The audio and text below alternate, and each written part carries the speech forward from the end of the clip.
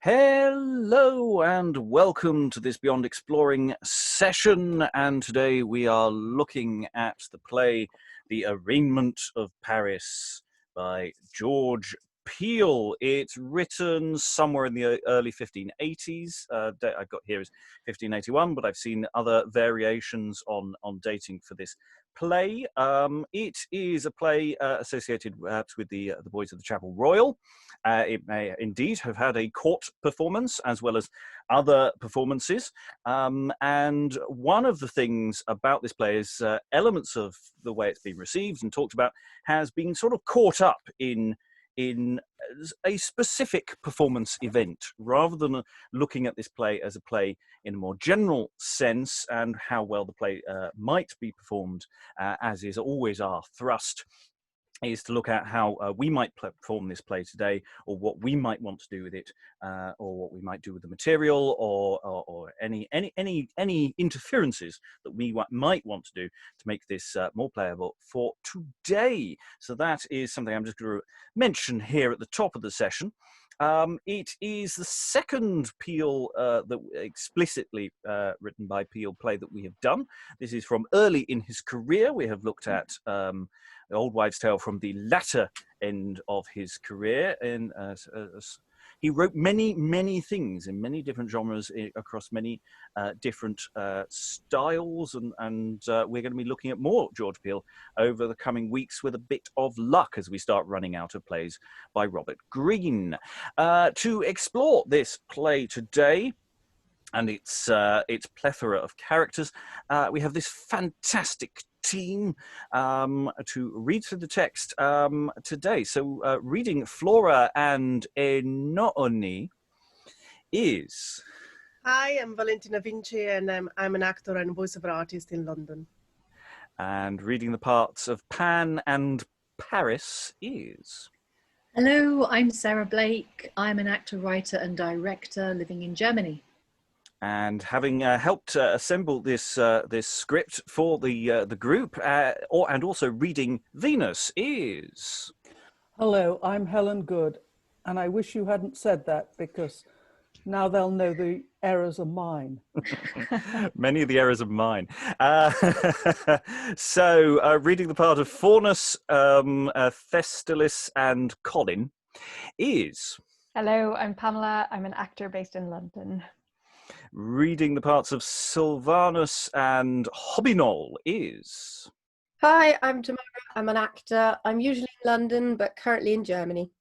Reading the parts of Arte and Rhanis is... Hi, I'm Alan Scott, based in Suffolk. Never tried to earn a living from acting. Reading the parts of Juno and Diggon is... Hello, I'm Dan. I'm an actor based in Montpellier, France. Reading the parts of the Muses off stage, I think, and also Mercury is... I'm Steve Longstaffe. I'm a scholar of early modern drama based in Lancaster in the UK. Reading the parts of various gods, plural, off stage, Pallas and the first leading shepherd amongst a brace of shepherds is... Hi, I'm Alex Scott Fairley, and I'm an actor from Highland, Perthshire in Scotland. And finally, reading the parts of Pomona and Thenot is... Hi, I'm Victoria. I'm an actor and I'm in London. And I'm your host, Robert Crighton. I'll be reading stage directions and generally trying to guide us through the many songs of this play. It's quite a musically based production, which of course creates a whole dimension of the play that we can't explore. But we're going to crack on and see what we get out of it with this opening oration. The prologue to The Arraignment of Paris is Arte. So enter Arte. Condemned soul, Arte, from lowest hell, as deadly rivers of the infernal Jove, where bloodless ghosts in pains of endless date fill ruthless ears with never-ceasing cries. Behold, I come in place, and bring beside the bane of Troy. Behold, the fatal fruit, wrought from the golden tree of Proserpine. Proud Troy must fall, so bid the gods above, and stately Ilium's lofty towers be razed by conquering hands of the victorious foe. Lo, King Priam's palace waste with flaming fire, whose thick and foggy smoke piercing the sky, must serve a messenger of sacrifice. To appease the anger of the angry heavens, Priam's younger son, the shepherd swain Paris, the unhappy organ of the Greeks, so loath and weary of her heavy load, the earth complains unto the hellish prince, surcharged with the burden that she will nil sustain. The impartial daughters of necessity been aiders in her suit, and so the twine that hold old Priam's house, the thread of Troy, Dame Atropos with knife in sunder cuts. Done be the pleasure of the powers above, whose hest men must obey, and I, my part, perform in Ida vales. Lordings, adieu. Imposing silence for your task, I end, till just assembly of the goddesses make me begin the tragedy of Troy. And Arte exits, and we're going to just move straight on into the following scene. I'm sure there's things we'll say about the prologue anon, but let's get a sense of where the play goes first. Act 1, Scene 1, enter Pan, Faunus and Silvanus with their attendants to give welcome to the goddesses. Pan's shepherd hath a lamb, Faunus hunter has a fawn, and Silvanus woodman with an oaken bough laden with acorns. So lots of visual things going on here. So Pan, Faunus and Silvanus speak. Silvanus, either Flora doth us wrong, or Faunus made us tarry all too long. For by this morning mirth, it should appear, the Muses or the goddesses be near. My fawn was nimble, Pan, and whipped apace. 'Twas happy that we caught him up at last, the fattest, fairest fawn in all the chase. I wonder how the knave could skip so fast. And I have brought a twagger for the nonce, a bunting lamb. Nay, pray who feel? No bones. Believe me now, my cunning much I miss, if ever Pan felt fatter lamb than this. Sirs, you may boast your flocks and herds that been both fresh and fair, yet hath Silvanus walks, ewes, that stand in wholesome air, and lo, the honour of the woods, the gallant oaken bough, do I bestow, laden with acorns and with mast enow. Peace, man, for shame. Shalt have both lambs and dams and flocks and herds and all my pipes to make thee glee. We meet not now to brawl. There's no such matter, Pan. We are all friends assembled hither, to bid Queen Juno and her peers most humbly welcome hither. Diana, mistress of our woods, her presence will not want. Her courtesy to all her friends, we wot, is nothing scant. And Pomona entereth with her fruit. Yea, Pan, no farther yet, and had the start of me. Why then Pomona with her fruit comes time enough, I see. Come on a while, with country store, like friends we venture forth. Think'st, Faunus, that these goddesses will take our gifts in worth? Yea, doubtless. For shall tell thee, dame, 'twere better give a thing, a sign of love, unto a mighty person or a king, than to a rude and barbarous swain, but bad and basely born. For gently takes the gentleman, that oft the clown will scorn. Say'st truly, Faunus. I myself have given good, tidy lambs to Mercury, may say to thee, to Phoebus, and to Jove, when to a country mops, forsooth, sh'ave offered all their dams, and piped and prayed for little worth, and ranged about the grove. God Pan, that makes your flock so thin, and makes you look so lean, to kiss incomers. Well said, wench. Some other thing you mean? Yea, jest it out, till it go alone. But marvel where we miss fair Flora all this merry morn. Some news. See where she is. And here enter Flora to all these lovely merry country gods. Flora, well met, and for thy taken pain, poor country gods, thy debtors we remain. Believe me, Pen, not all thy lambs and ewes, nor Faunus all thy lusty bucks and does, but that I am instructed well to know what service to the hills and dales I owe, could have enforced me to so strange a toil, thus to enrich this gaudy gallant soil. But tell me, wench, hast done so trick indeed, that heaven itself may wonder at the deed?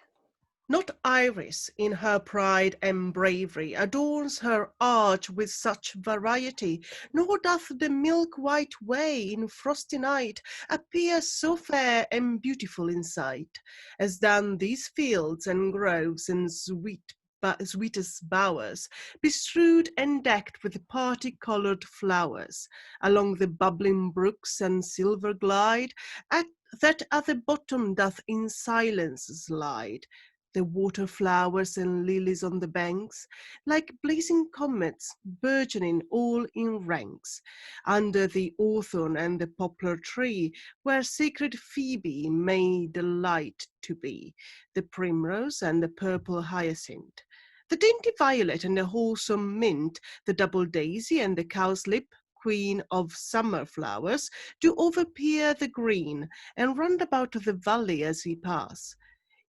Ye may needs see for peeping flowers the grass, that well the mighty Juno and the rest may boldly think to be a welcome guest on Ida hills, when to approve the thing, the queen of flowers prepares a second spring.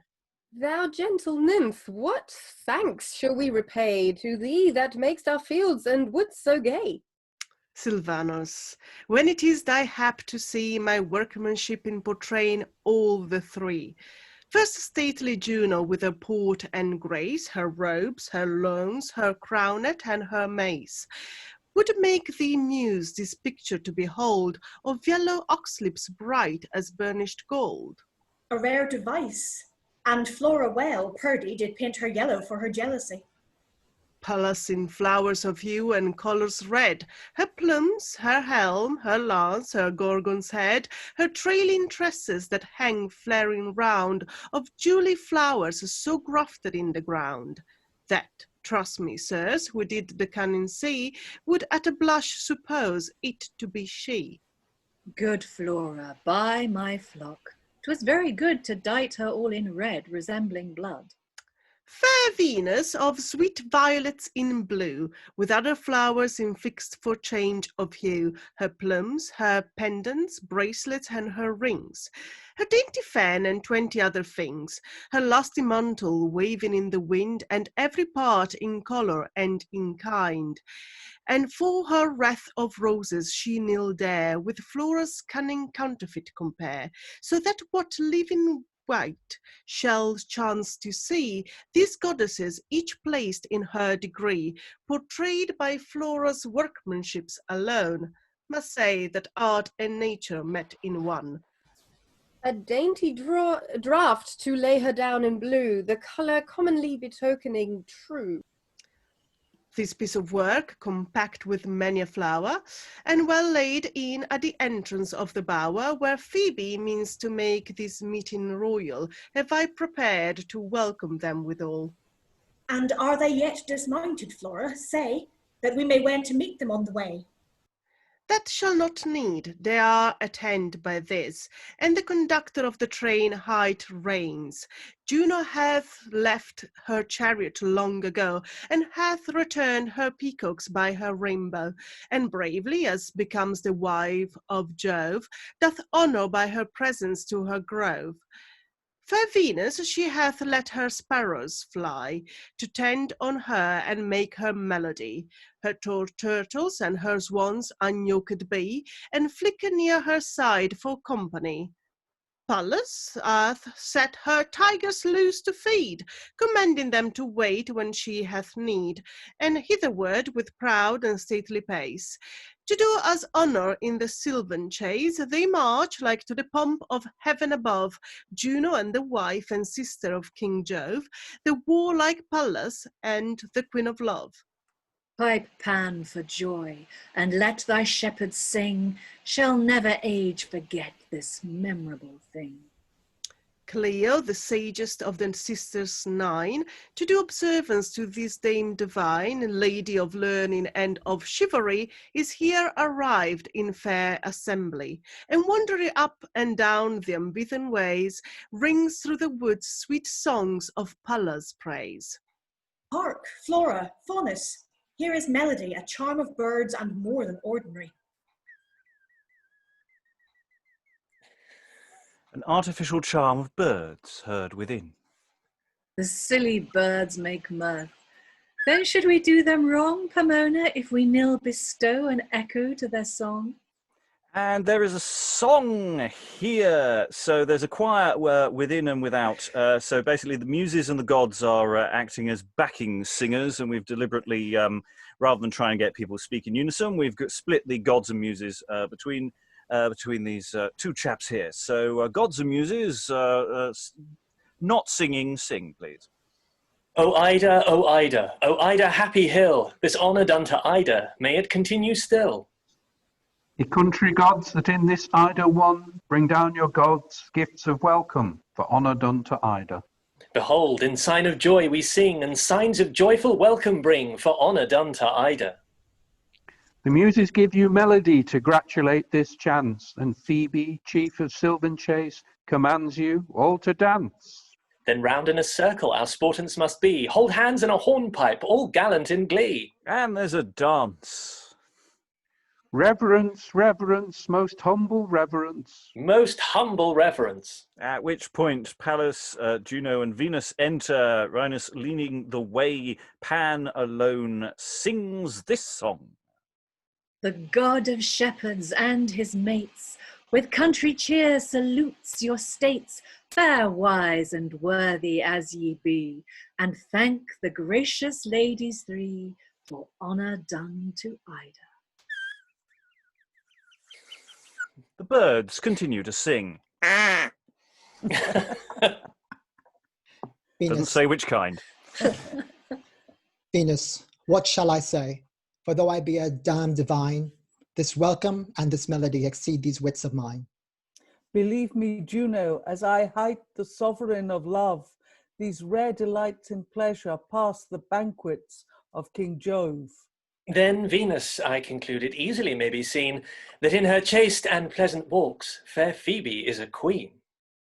Divinest Pallas, and you sacred dames, Juno and Venus, honoured by your names, Juno, the wife and sister of King Jove, fair Venus, Lady President of Love, if any entertainment in this place that can afford but homely, rude and base, it plead your godheads to accept in gree that gracious thought our happiness shall be.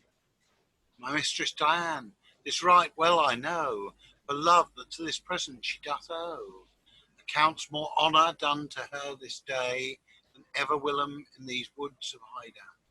And for our country gods, I dare be bold, they make such cheer your presence to behold, such joyance, such mirth and merriment, as nothing else their mind might more content.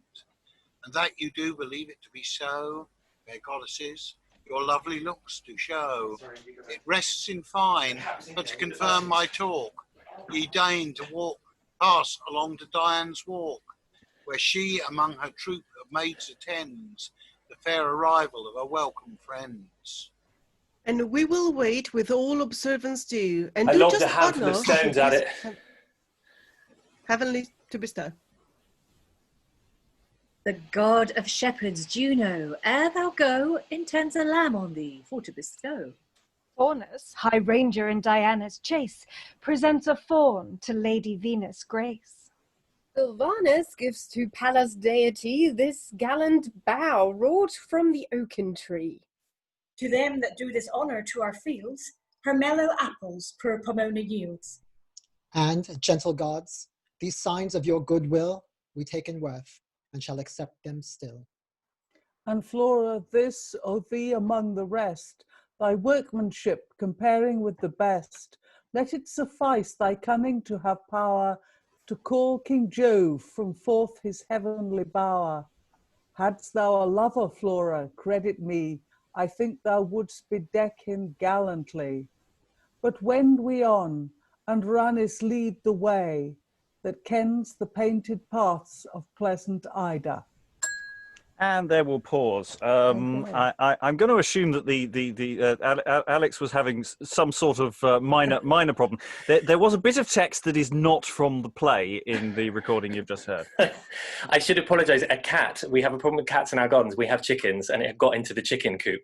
So I just heard an almighty kind of din in the back garden, and the dog ran out there. So I apologise for that. But the chickens are fine. Excellent. No foul. We've had an artificial charm of birds. It didn't say which kind of birds. It wasn't very charming. No.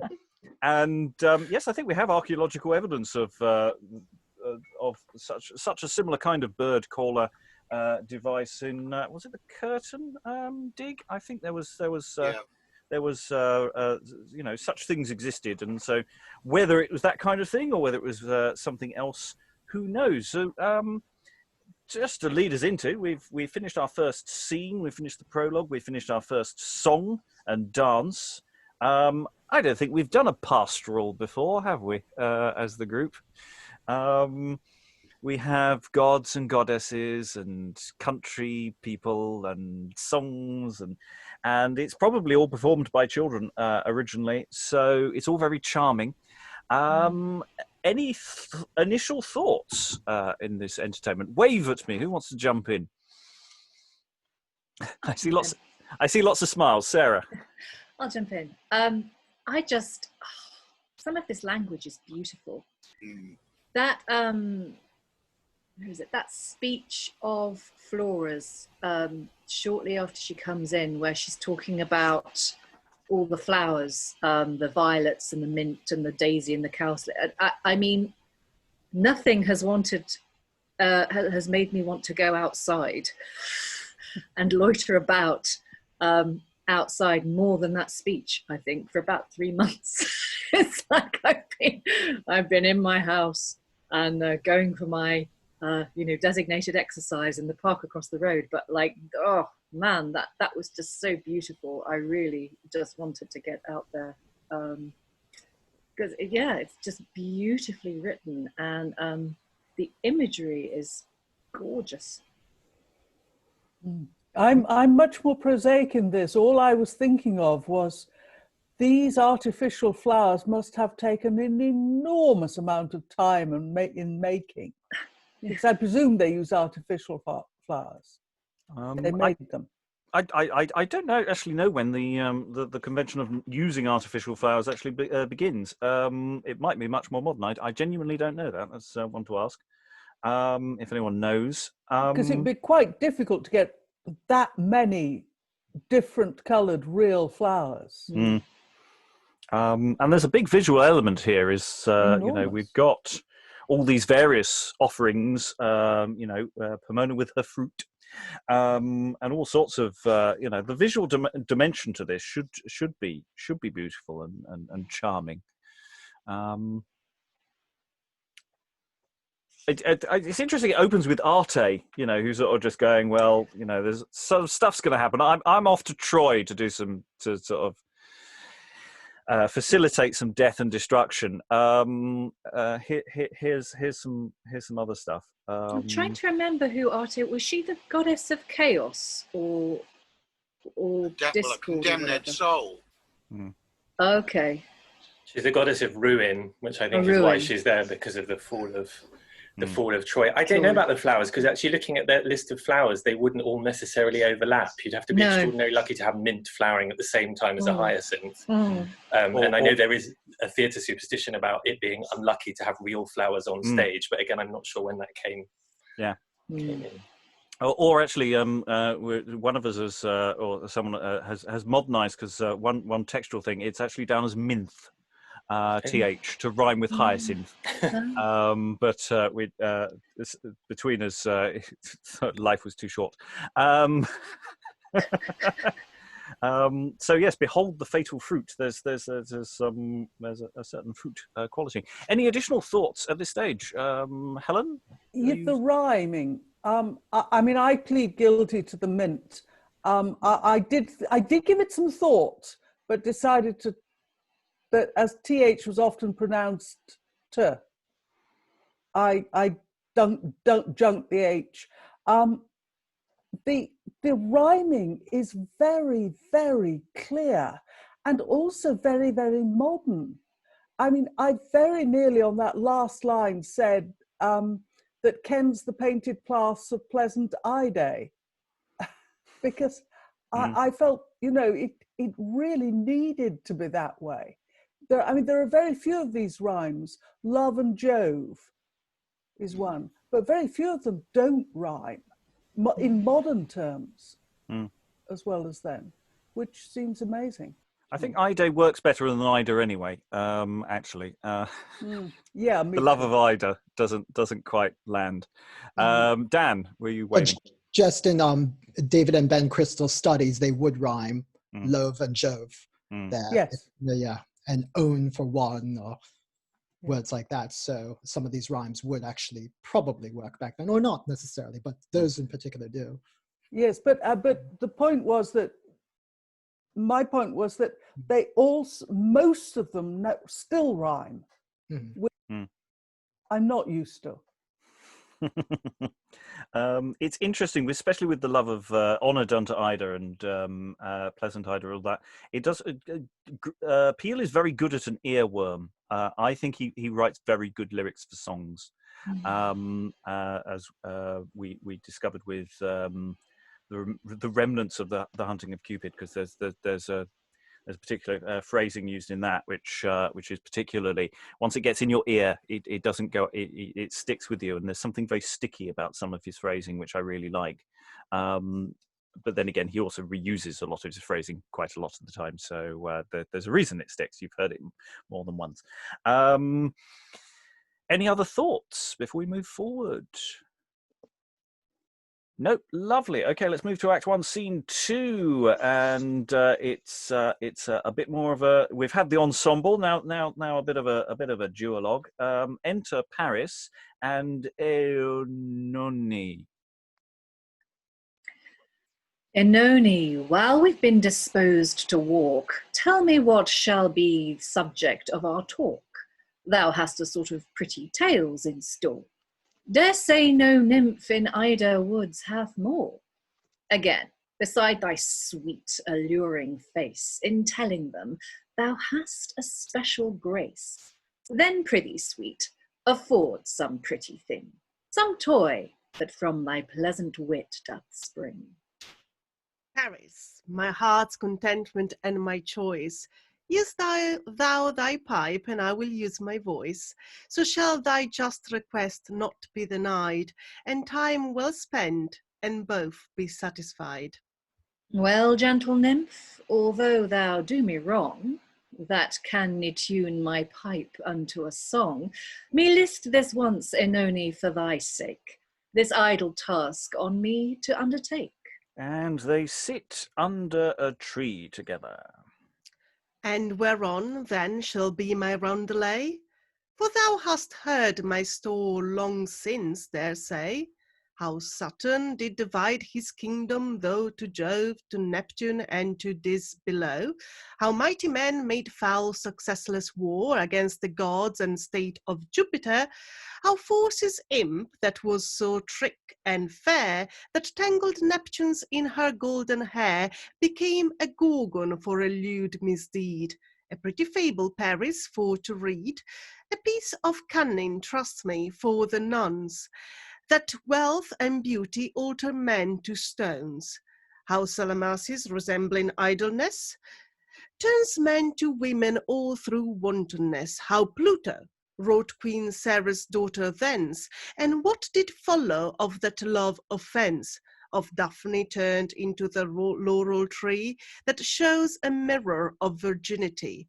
How fair Narcissus, tooting in his shade, reproves disdain and tells how form doth evade. How cunning Philomela's needle tells what force in love, what wit in sorrow dwells.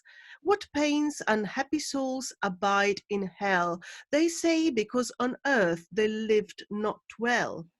Iaxon's wheel, proud Tantal's pining woe, Prometheus' torment, and many more, how Dana's daughter ply their endless task, what toil the toil of Sisyphus does task.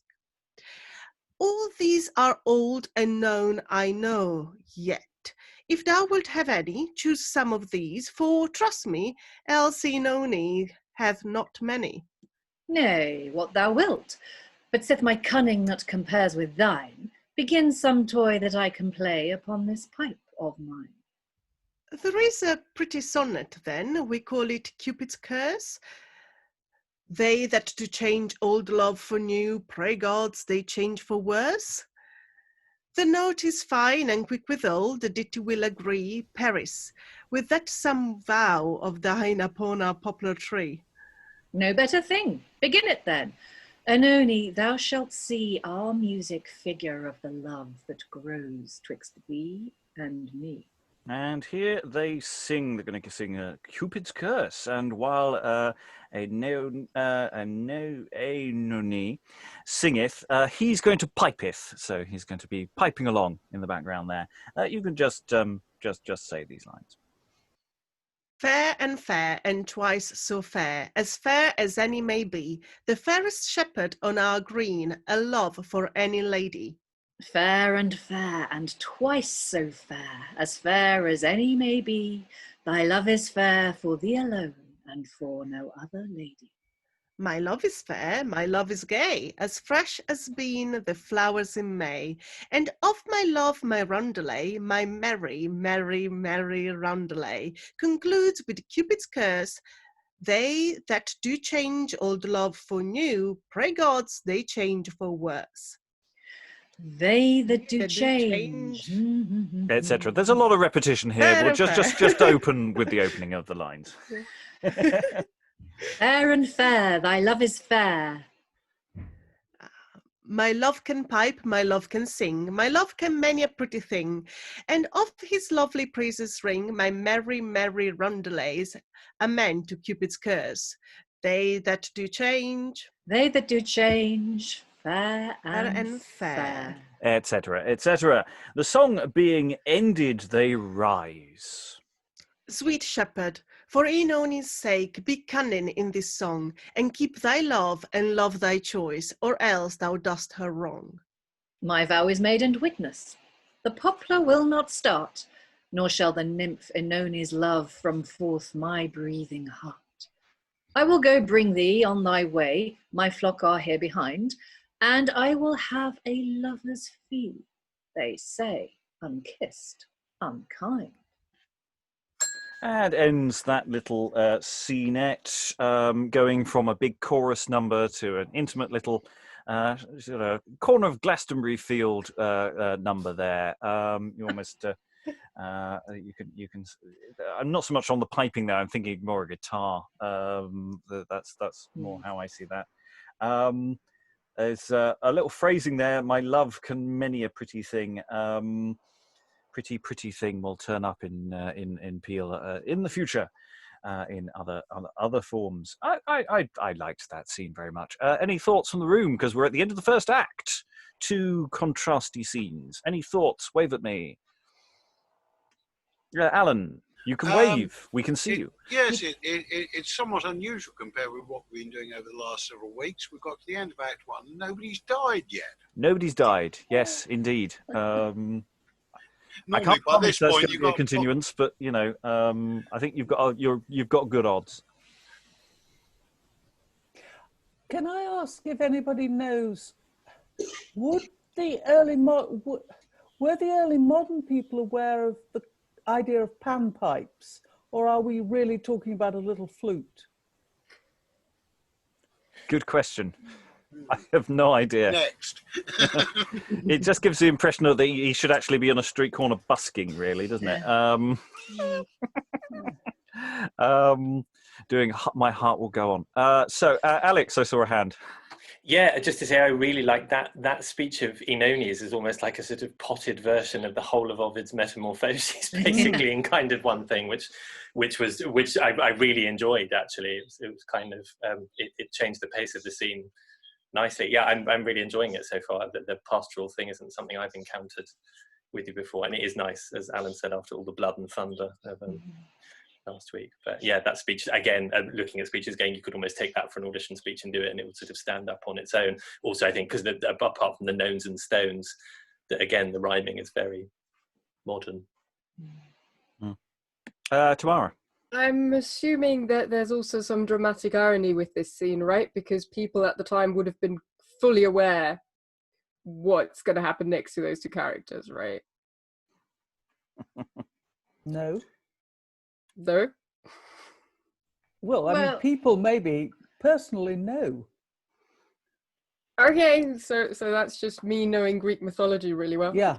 I mean, I took that I know that whatever Paris is about to be tempted by three really hot, powerful goddesses, so Oenone ain't going to be in with a chance. And also all the stuff about what's her face Daphne turning into a laurel tree is not a good sign. That's sort of, you know, other nymphs have ended up in sad ways. So I'd kind of taken that, but I don't know whether either an audience today would get that or an audience back then would necessarily make that mental leap. Oh yeah, yes. An audience back then would have, even if they hadn't read, they'd know the stories, surely. Because it's the beginning of the Iliad, so... Yeah. I mean, they'd have encountered it through other plays, even if they hadn't read or through ballads or whatever, I'm sure. And so, yeah, Helen. Yeah, sorry, I scrubbed my previous thing. I was thinking this was Pan. That was why I had the question about the Pan pipes, but it isn't. It's Paris. Oh, right. Yes, that changes everything. Yes, right. I'm on board now with this. I was a bit surprised that you didn't know. No, yeah. Okay. It's nice that, you know, they bring a tree on, you know, for this scene. I don't know whether the stage is littered with trees. You know, it may be a fixed set. I don't know whether this is a specific tree with a purpose. Who knows? Maybe the play will unearth that later. But a lot of greenery. I think you couldn't do this without a lot of astroturf put down. Yeah, there we are. Tamara's got the right idea. And in another part of the forest. Yes. So we go into, unless anyone has anything burning to add, or they are burning to add, yes. We're going to go into Act 2. I've got this down as Act 2, Scene 1, but I don't think there's an Act 2, Scene 2. So let's see where this goes. It's a slightly longer scene. We may pause in the middle of it. But enter Venus, Juno, and Pallas. But pray you tell me, Juno, was it so? As Pallas told me here, the tale of Echo. She was a nymph indeed, as Pallas tells, a walker such as in these thickets dwells. And as she told what subtle juggling pranks she played with Juno, so she told her thanks, a tattling trell to come at every call, and now forsooth, nor tongue nor life at all. And though perhaps she was a help to Jove and held me chat while he might court his love, believe me, dams, I am of this opinion. He took but little pleasure in the minion. And whatsoe'er his scapes hath been a sub beside, dare say for him I never strayed so wide. A lovely nut-brown lass or lusty trull have power perhaps to make a god a bull. Gramercy, gentle Juno, for that jest. If faith, that item was worth all the rest. No matter, Venus, howsoe'er you scorn, my father Jove at that time wore the horn. Had every wanton god above Venus not better luck, then heaven would be a pleasant park, and Mars a lusty buck. Tut, Mars hath horns to butt withal. Although no bull our shows, are never needs to mask in nets. Our fears no jealous foes. Forsooth, the better is his turn, for if a speak too loud, must find some shift to shadow him, a net or else a cloud. And no more of this, fair goddesses. Unrip not so your shames, to stand all naked to the world that hath been such heavenly dames. Nay, Pallas, that's a common trick with Venus well we know, and all the gods in heaven have seen her naked long ago. And then she was so fair and bright, and lovely and so trim, as Mars is but for Venus' tooth, and she will sport with him. And but me list not here to make comparison with Jove. Mars is no ranger, Juno, he in every open grove. Too much of this, we wander far, the skies begin to scowl. Retire we to Diana's bower, the weather will be foul. And the storm being past of thunder and lightnings, and Arte having trundled the ball into place, crying, Arte, Vetum Trojae! Could you cry that again, please? Vetum Trojae! And Juno takes the ball up. Pallas, the storm is past and gone, and Phoebus clears the skies. And lo, behold, ball of gold, a fair and worthy prize. This posy wills the apple to the fairest given be. Then it is mine, for Venus hight the fairest of the three. The fairest here, as fair is meant, am I. You do me wrong, and if the fairest have it must, to me it doth belong. Then Juno, may it not enjoy, so everyone says no, but I will prove myself the fairest ere I lose it so.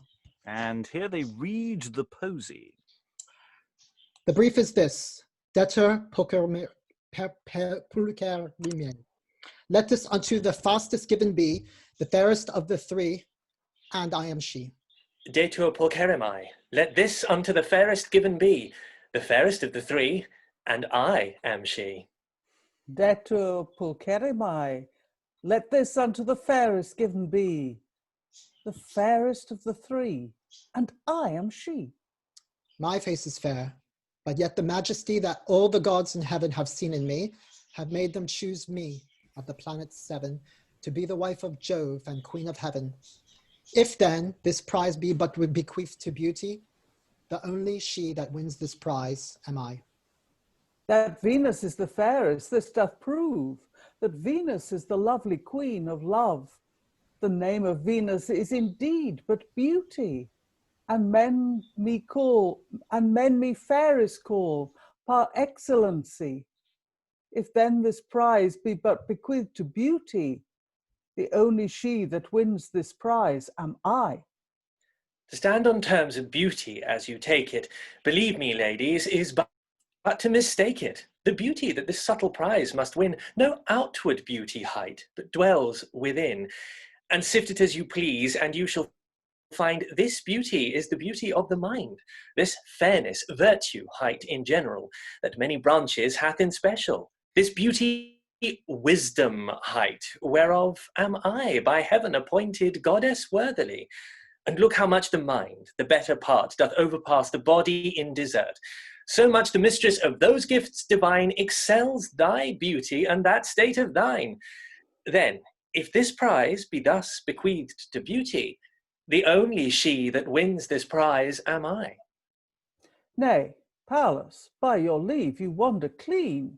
We must not constay heretofore, as you mean, but take the sense as it is plainly meant, and let the fairest have it. I'm content. Our reasons will be infinite, I trow, unless unto some other point we grow.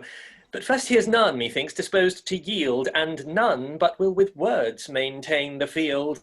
And if you will, to avoid a tedious grudge, refer to the sentence of a judge. Whoe'er he be that cometh next in place, let him bestow the ball and end the case.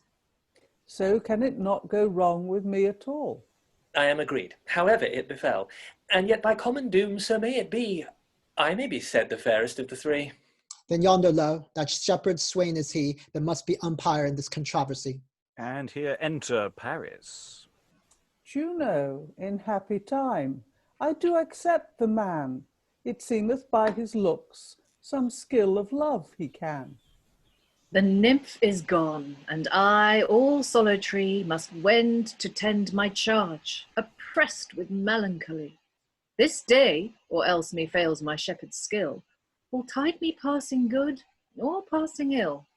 Shepherd, abash not, though at sudden thus thou be arrived at by ignorance among us.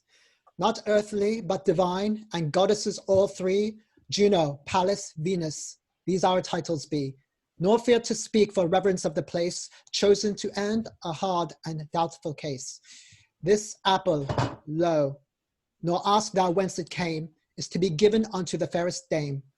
And fairest is, nor she, but she, whom shepherd thou shalt fairest name to be. This is thy charge, fulfill without offence, and she that wins shall give thee recompense.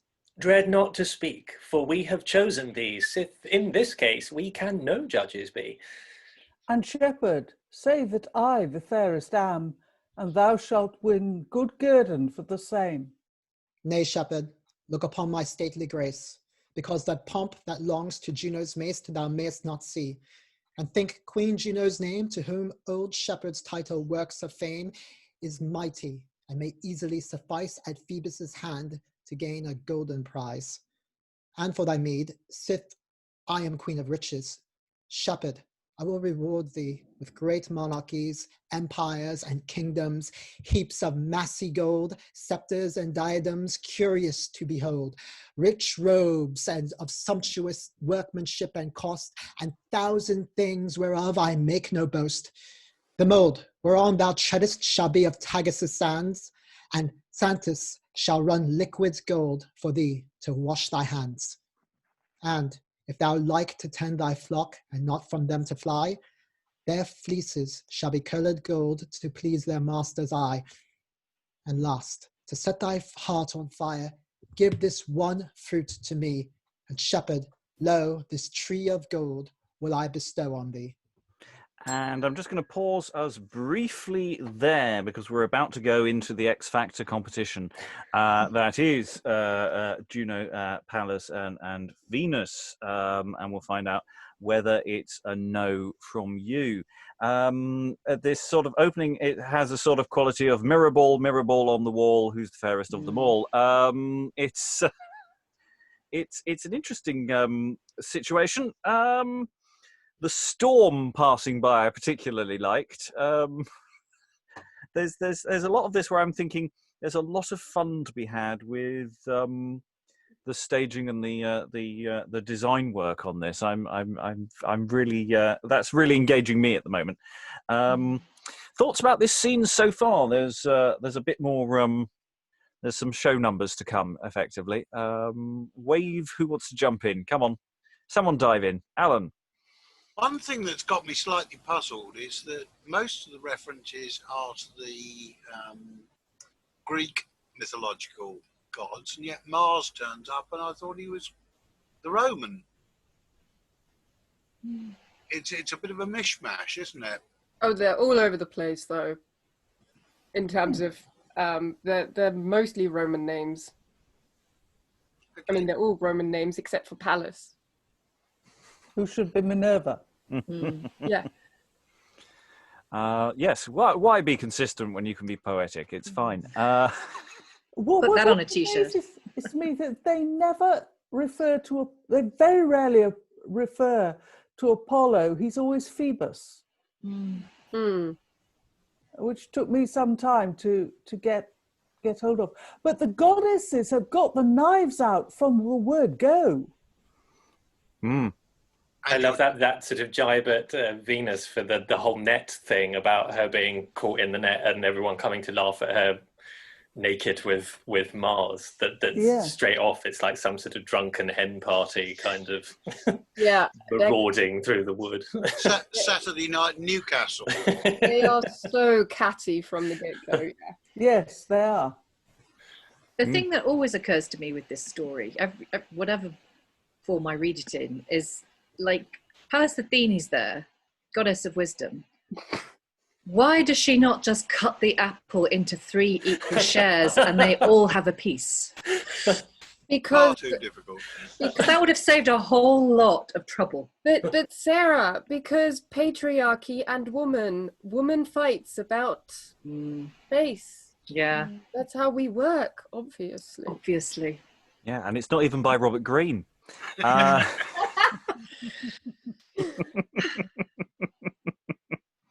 But I mean, the symbolism of the apple being the start of all woe is not only mythological, it's also Judeo-Christian. Well, it's across all various myth systems. Yeah. Yeah, it's in every mythology. You've got Eden's apples in Norse mythology as well. Really? The apples make them immortal, the Norse gods, as far as I remember. Yeah, it's the fruit of Yggdrasil, isn't it? I'm not sure. I World just know tree. that there's a completely minor goddess who's in charge of the apples, which is hilarious because she's got the most power, but she's a complete... Nobody knows her. Well, in the Garden of Eden, you have got the tree of life as well as the tree of knowledge, and it's after they eat of the tree of knowledge that they go, let's put an angel with a bloody great burning sword to just guard that, because we don't want humanity getting eternal life as well, because then all bets are off as to who's in charge around here. That doesn't get mentioned very often with the biblical narrative. Back to this play. Any additional thoughts before we move forward? I have an additional thought, but it's not very relevant really, but it's more of a personal thing. But I once wrote a play in verse about the wicked queen from Snow White talking to her mirror, in which I played around with the idea of the fairest of them all being not so much the fairest as in the most beautiful, but the fairest as in the most wise or just. And that was something that at the time I was quite pleased with myself about having come up with the idea, but there was an echo of it in this actually, which it's the first time I've ever seen anyone like use it in that way, but Pallas has a speech somewhere about where she refers to fairest as being the fairest as in the being the most just, the most fair, the most equitable, which I was like, oh, okay, because normally it is just this assumption that fair means beautiful, because again, going back to what Tamara says, that's what obviously women are most interested in. So I thought that was quite an interesting take on it, really. Pallas's line, "This beauty is the beauty of the mind." Yeah, it's which is quite a good phrase actually. I quite like that. Yeah, this fairness, virtue, height in general. I mean, it's that's quite forward thinking. Because I mean, the scene is not, they're all looking at the thing and they're turning to, I am she, I am she, I am Spartacus. I mean, it's also just a note about the verse, because the verse is dancing between different lengths of lines all over the place, and it seems to be quite. I mean, it's not random necessarily, but it's we're jumping. We're having occasional 14ers, are we, and various other verse forms. It really is playing around with the text, which I'm finding interesting.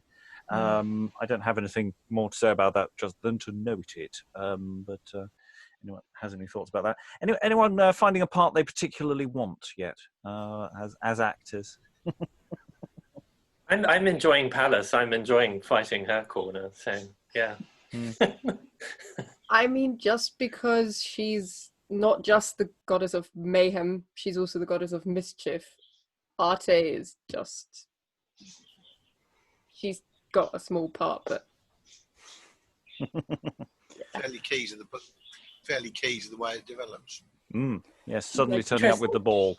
Is it not interesting that Arte turns up with the ball? Because in classical Greek myth, it's Eris, the personification of spite, who is different from Arte, the personification of... That's another costume, mate. Ruin. There's an argument, I think, that Arte is her daughter. I always get these wrong. I used to know them better, but I think Arte is... Yeah, whatever. Well, the problem with mythology is that they all tend to be the same person or somebody else, and those who's had sex with everybody else, and it's all a bit of a blurry mess. Let's finish this scene.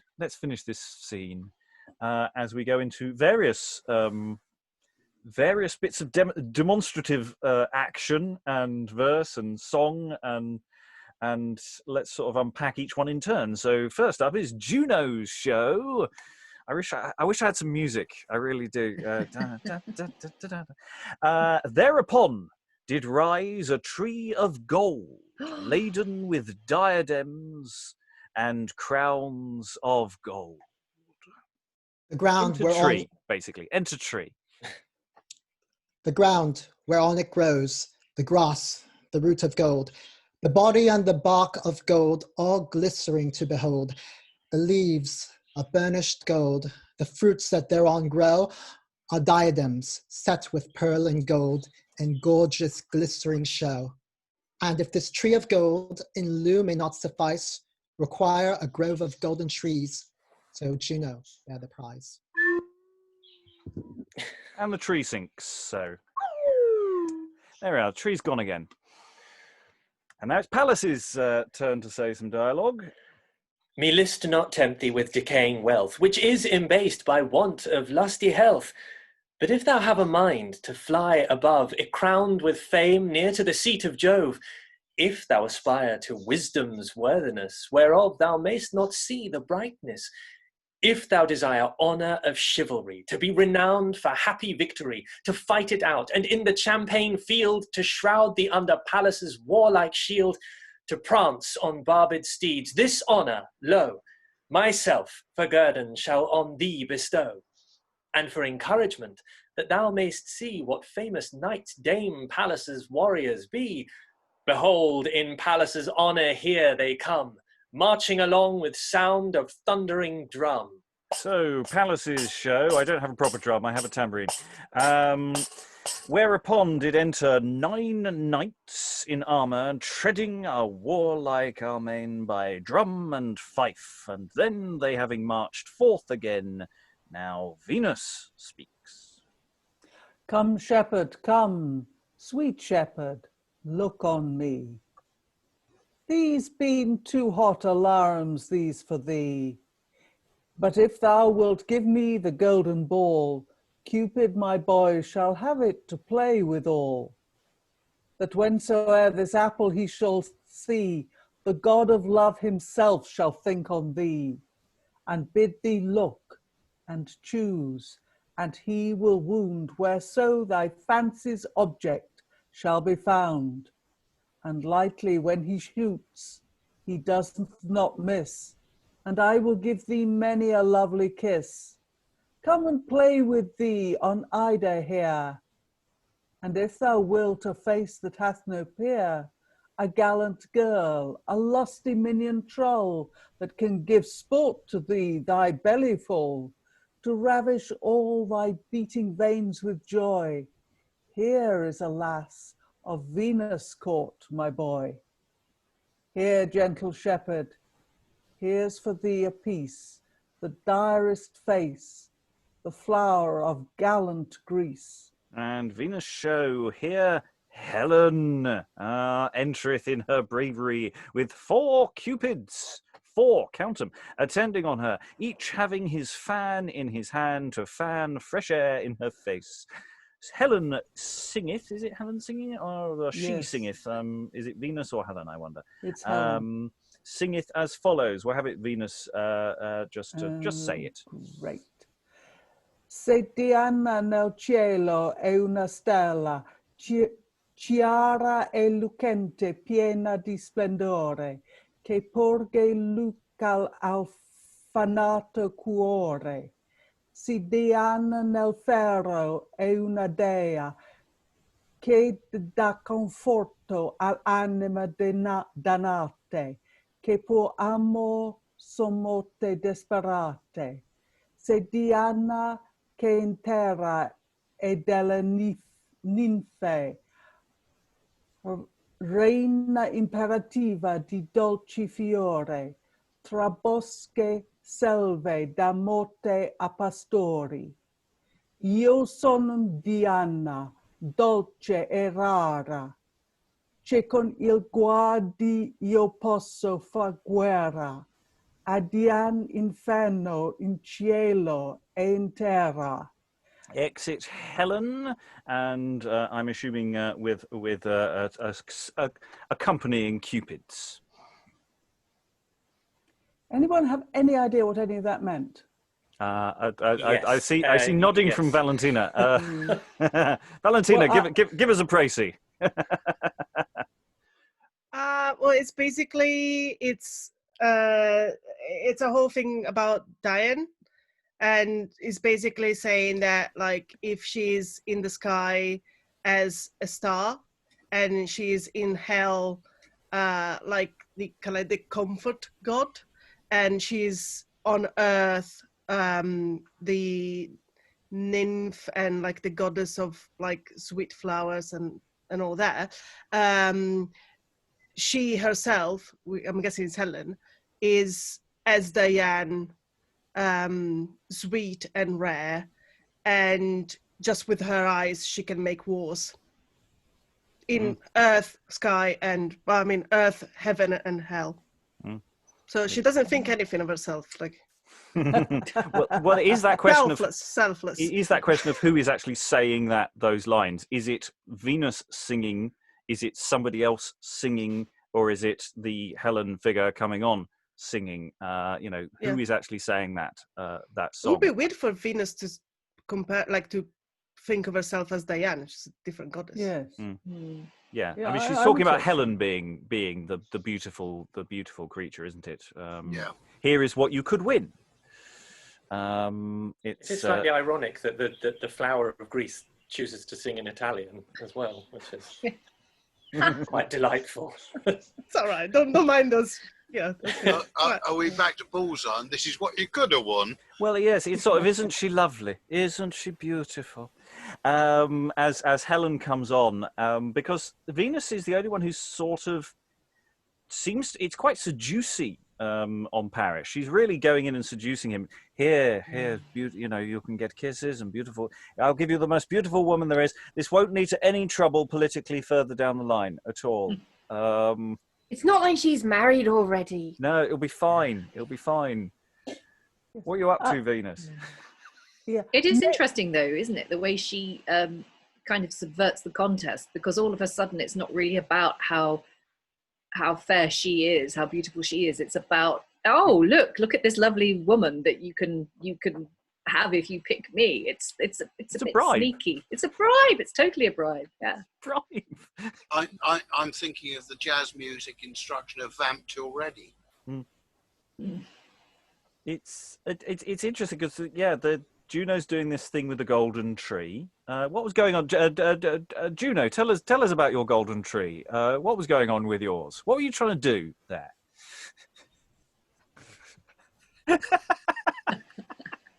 How are you winning the contest with your golden tree? I would have totally picked the tree, just FYI. That was a cool tree. Money. Oh, yeah. So everyone's offering a bribe. They're not actually arguing their case, are they? So you're offering a golden money tree, which has been a centre point of magic money tree. Magic money tree, which we've needed in this country for about 10 years. What was Pallas offering, though? Am I not offering more of an idea of kind of saying, I sort of read it that the tree is symbolic of kind of going, if you would have the status of kingship, of being someone who is regal, who is revered, then I will give you this. And I'm kind of saying, if you would be able to control kind of forces, if you would be powerful, if you would have, which does contrast with kind of going, here's a sexy lady on a plate, basically, which is sort of what is how I've read it, that kind of these are more abstract concepts. It's not literally a golden, maybe it is literally a golden tree covered in crowns. I don't know, that would still be lovely. I didn't read that I was giving him these 9 knights, but kind of saying this is who you could be. You could be a powerful man militarily, with a strategist, a kind of fame, wealth, and the other is what's on offer. Dan. I agree with Alex, and I do think that the golden tree, though, was symbolic of power. I mean, it's laden with diadems as well. So it's basically saying you will rule, I think, in power and riches if you go my way, essentially. Tamara. I would find that really disappointing. I want a real tree with diadems and gold and symbolic what? Yeah, I want one of those in the bottom of my garden because it'd be pretty. Yes, the question really, do you open the box or do you take the money? And at the moment, it seems the room's going with take the money. So,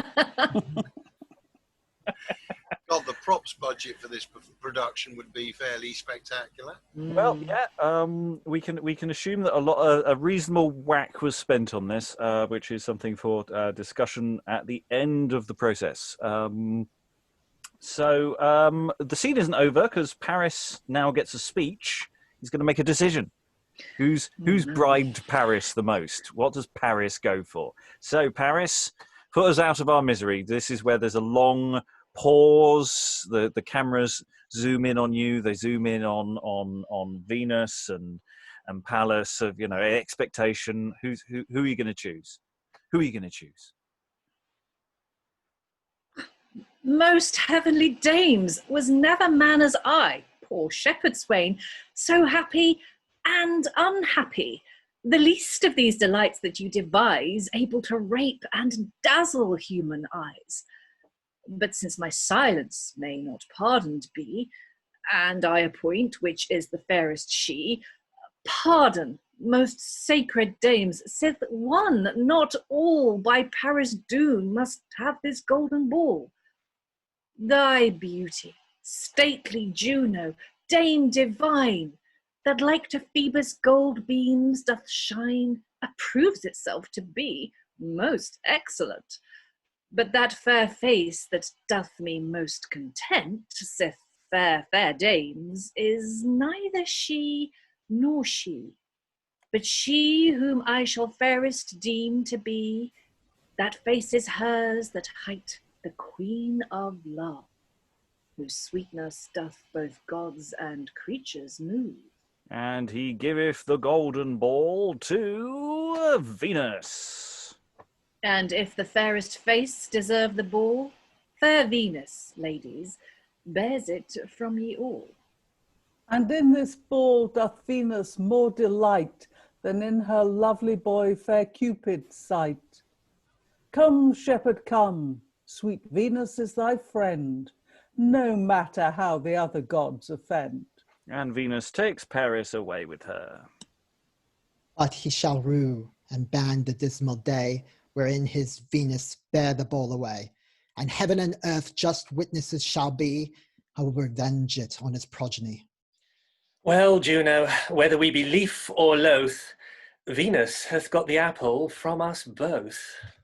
And they exit, and the scene ends, Juno vowing revenge, Venus getting the golden ball, which suggests that this should be presented by Jasper Carrot. It's it should be a failed ITV quiz format. No, it's Eric Morley. The winner's named in reverse order. For those of you old enough to remember Miss World. It's sort of a bit like that, actually, isn't it? Yeah. There's almost a slightly seedy quality to quite a lot of this. Trump, isn't it? Doesn't Trump do Miss America? He did. He did, yeah. There's a sort of, yes, I mean, there's the interview round where they say that they want to work for world peace. And then they sing a song. Round. Yeah. And then they sing a song and a magic golden tree appears. Yeah. I'd watch that. Yeah, that was the 1974. But don't remember that one. Anyway. So, yes. Well, we sort of expected this to happen. I mean, it's interesting. Paris as shepherd. I don't recall. Is that actually part of the mythology, or is that just part of the conceit of this particular play? He was raised by a shepherd. Ah, excellent. So it was foretold that he would bring about the ruin of Troy. So they put him on a hill, as they do with many Greek heroes, and then a shepherd picked him up and raised him. So he, until he was grown up, thought he was a shepherd. And then I can't quite remember how it came about that he came to Troy, but yeah. The foundling story, which is pretty common among a hell of a lot. I've just been reading the Robert Graves book on Greek myths. And the number of times that trope turns up is remarkable. Yeah, considering at the time, it was perfectly efficient ways of disposing with children. You don't need to do this palaver. Sending them off to the hillside. This time of infanticide was perfectly perfectly efficiently done. But you know, that's moving on to a much darker subject. So let's move on to some comedy. I think it might be comedy. Who knows? Colin's about to enter. We go into Act 3, Scene 1, and say the beautifully named Colin, as we all remember Colin from our Greek myths. And so enter Colin, who sings his passion of love. O gentle love, ungentle for thy deed, thou makest my heart a bloody mark with piercing shot to bleed. Shoot soft, sweet love, for fear thou shoot amiss, for fear too keen thy arrows been and hit the heart where my beloved is. Too fair that fortune were, nor never I shall be so blessed among the rest, that love shall seize on her by sympathy. Then, since with love my prayers bear no boot, this doth remain to cease my pain. I take the wound and die at Venus' foot. And exit Colin. So that was Colin. Hello, Colin. Goodbye, Colin. We now go into a scene with Hobbinol, Diggon, and Thenot. And just to flag up the speech prefix, Thenot is coming up about 20 lines or so, 15 or so. So just be aware of that minor scripting.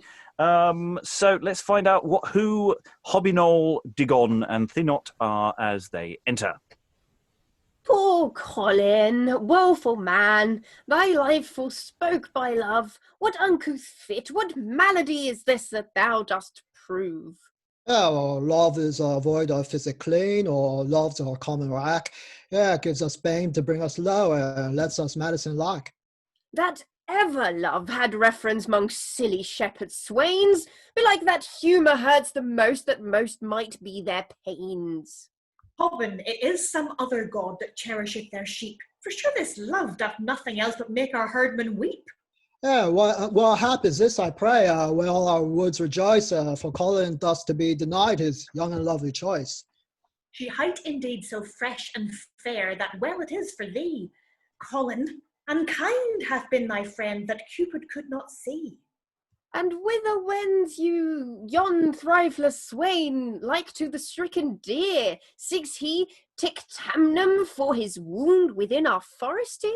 He wents to greet the Queen of Love, that in these woods doth warn, with mirthless lays to make complaint to Venus of her son. Ah, Colin, thou art all deceived. She dallies with the boy, and winks at all his wanton pranks, and thinks thy love a toy. Then leave him to his luckless love, let him abide his fate. The sore is rankled all too far, comfort comes too late. Yeah, though Thestylis, the scorpion, be that breaks his sweet assault, yet will Ramvusia vengeance take on her disdainful fault. Lo, yonder comes the lovely nymph, that in these Ida vales plays with Aminstus lusty boy, and coys him in the dales. Thenot, methinks her cheer's changed, her mirthful looks are laid. She frolics not. Pray God the lad have not beguiled the maid. Oenone enters with a wreath of poplar on her head. Beguiled, disdained, and out of love, live long, thou poplar tree, and let thy letters grow in length to witness this with me. Ah, Venus, but for reverence unto thy sacred name, to steal a silly maiden's love I might account it blame, and if the tales be true I hear, and blush for to recite. Thou dost me wrong to leave the plains and dally out of sight. False Paris, this was not thy vow when thou and I were one, to range and change old love for new, but now those days be gone. But I will find the goddess out, that she thy vow may read, and fill these woods with my laments for thy unhappy deed. So fair a face, so foul a thought to harbour in his breast. Thy hope consumed, poor nymph, thy hap is worse than all the rest. Ah, shepherds, you've been full of wiles, and whet your wits on books, and rape poor maids with pipes and songs and sweet alluring looks. Oh, mismeek not all, for is amiss. There been that keeping flocks, never chose but once, nor yet beguiled love with mocks. False Paris. He's none of those. His throthless double deed will hurt a many shepherds else that might go nigh to speed. Poor Colin, that is ill for thee. Thou art as true in trust to thy sweet smart as to his nymph Paris hath been unjust. Ah, well is she hath Colin won, that nil no other love, and woe is me. My luck is lost, my pains no pity move. Farewell, fair nymph, sith he must heal alone that gave the wound. There grows no herb of such effect upon Dame Nature's ground. And exit Hobbinol, Diggon, and Thenot. And we'll just briefly pause there in terms of Colin seems to be a plot device for everyone to talk about love. Before a character we've met before comes in to talk about love. Thoughts about that scene? Did you get a handle on your characters, Hobbinol, Diggon, and Thenot? Who are you? Shepherds. The Three Stooges. It's like three random dudes from the Lord of the Rings have just shown up. I was thinking that when we did when we did the casting, and they're Hobbit names, aren't they? Yeah, they're totally Hobbit names. Yeah, they're all Diggon, Hobbinol, and Thenot are all from the Shire. Okay, that's fine. Can I ask? It's the second time now that rape came up, but meaning something slightly different, I think, than we're now taking it. Is there like a linguistic thing? It comes from the Latin word to seize, and even as late as the 1960s, the longest running musical in the world, The Fantastics, had a musical number called The Rape. And the rape was the way that you abducted the girl. It had nothing to do with sexual attack. It just had to do with a kidnap. And that song stayed in that show until the early 2000s, and then they had to rewrite it because people just couldn't interpret it as any way other than a sexual attack. So I think it means like a kidnap, an abduction, as will be done to Helen. Like she's not necessarily sexually assaulted, but she is abducted from her proper place. So I think that's probably the meaning of the word here. Correct me if I'm wrong, but I think I always think of the Rape of the Lock, which is a lot later, but there's a Pope poem, a mock epic, where the whole poem is about this curl being stolen from a woman's head, and like basically her admirer cuts it off and rapes the lock by abducting it, basically. So it's a word that we still use in France for grating cheese. It's what we call the cheese grater, in fact. They call it le rap. So yeah. I mean, I think it is one where we might find a substitute for a modern production, because it does land unhelpfully in our ear. Other thoughts about this poor Colin? Or Oenone, rather, if you'd rather. More about sort of Hobbinol and going back to who they are. I know that we're not even allowed to dance close to these things, but the sort of juncture of these rude mechanical people against a pastoral background was sort of sending off all sorts of triggers in my brain. I know that it's sort of a trope of the pastoral of the period, isn't it? Having kind of these sort of rustic English types into the... from when this play exists. This is a big incoming thing. It will go out of fashion very, very quickly, but there's an awful lot of plays, all from a very, very short period of time, which are very keen on this pastoral theme. John Lilly is the playwright who really, really rams it home. And we'll get round to some of his in the foreseeable. And it's quite nice to be able to dance between the extreme blood and guts that we've been doing with pretty much every other play, in some shape or form. The rest of the week's going to be quite aggressive. So the juxtaposition of these two plays this week is frankly perverse of me, but that was the numbers. Any other thoughts before we finish the scene? Because the scene is not over yet. No. Okay. So we have Oenone is still on stage, and entering unto her with the exit of the hobbits. We have the entrance of Mercury with Vulcan's Cyclops. If anyone would like to close one eye, you can play that part.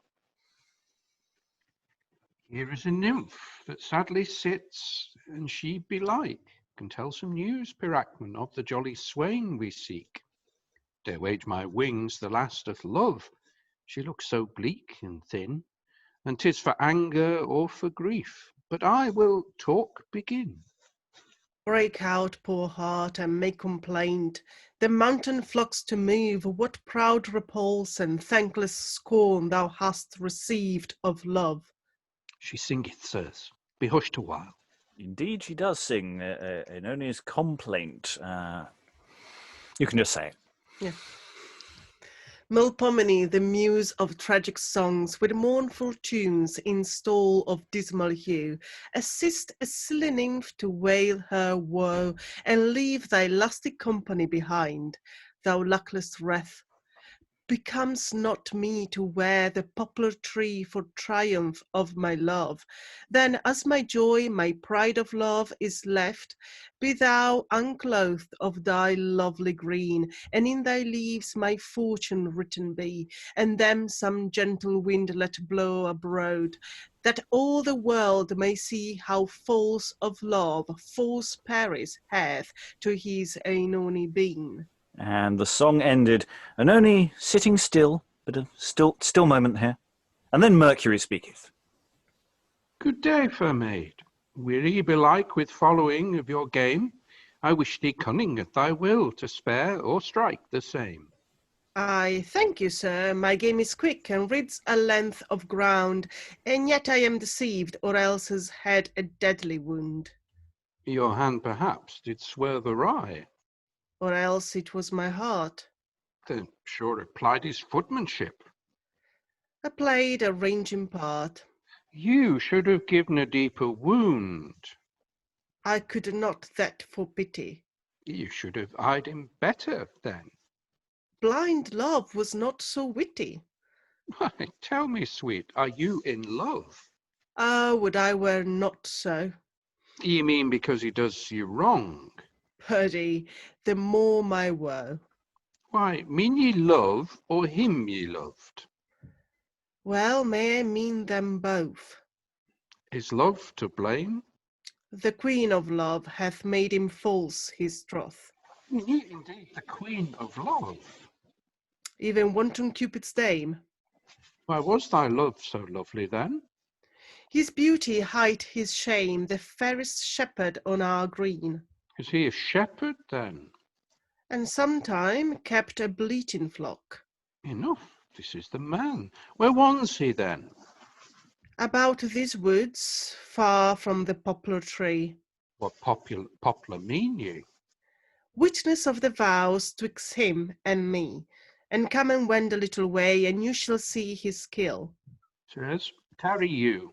Nay, let them go. Nay, not unless you will. Stay, nymph, and hark to what I say of him thou blamest so. And credit me, I have a sad discourse to tell thee ere I go.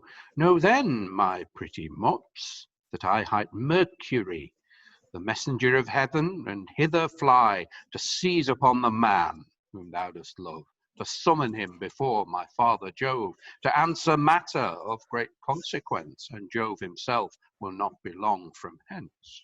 Sweet Mercury, and have poor Oenone's cries, for Paris' fault ye pierced the impartial skies? The same is he, that jolly shepherd swain.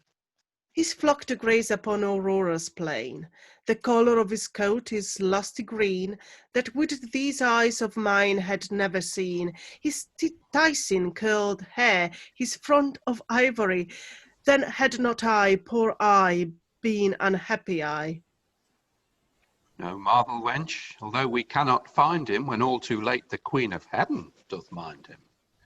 But if thou wilt have physic for thy sore, mind him who list, remember thou him no more, and find some other game, and get thee gone. For here will lusty suitors come anon, too hot and lusty for thy dying vein, such as ne'er want to make their suits in vain. Exit Mercury with the Cyclops. I will go and sit and pine under the poplar tree and write my answer to his vow that every eye may see. And exit Oenone. Yes, hello, I'm Mercury. I'm here to deliver news from the A-plot. Well, he is the messenger. Yeah, absolutely. I mean, that's if you're gonna. I love the fact we have random Cyclops just doing nothing. Well, if you had two of them, it would have to be aye. Yeah. Yeah, it's. I mean, it's obviously it's here to. We've got this nice element with no need to expand on. You know, she's been dumped, and expand on that. Colin is there as an interesting counterpoint. I don't know if there's any connection yet. There might be some more Colin action to come. There might. And then this back and forth, these overlapping lines that are dancing over each other, which is really interesting. It's reminding me of the fragments of The Hunting of Cupid, some of the dialogue in that, very similar pastoral vein, people talking about love and sort of batting things back and forth. Any thoughts on this before we move into the final sectionette for the day? I think it would be an interesting exercise in rehearsal to get the timing of that dialogue right, as to how far the lines do crunch up with one another. I mean, they're not. We didn't format them, and I generally don't format the lines so that they do read as a single line, but they do work in that fashion. Yes, Dan. Interestingly, in the first quarter of it, they do actually have them next to each other. And at one instance, they have 3 lines next to each other there. So, if we wanted to try it as an exercise one time. Yeah.